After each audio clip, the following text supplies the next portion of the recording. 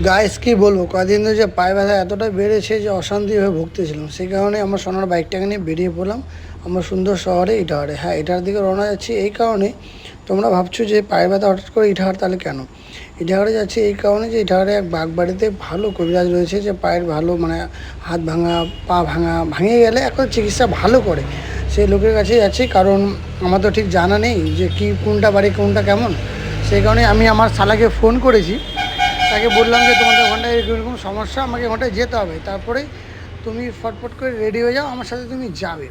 তো তাকে নিয়ে তারপরে আমি বেরিয়ে পড়লাম ওদের একদম বাড়ির সামনে। আর এখানে আসে যেটা শুনেছিলাম সেটাই সত্যি হলো, কারণ লোকের এত ভিড়, আর মানে তোমাকে নাম লিখতে হচ্ছে, লাইনে দাঁড়াতে হচ্ছে, তারপরে তোমার পা হাত দেখবে।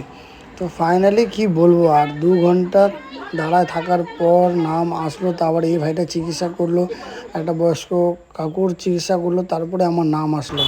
নাম আসার পর আমাকে দেখলো, দেখার পর টিপে টাপে হাত দিয়ে দেখার পর আমাকে বলে, ভাই তুমি একটা ছবি করলে সব থেকে বেস্ট হবে।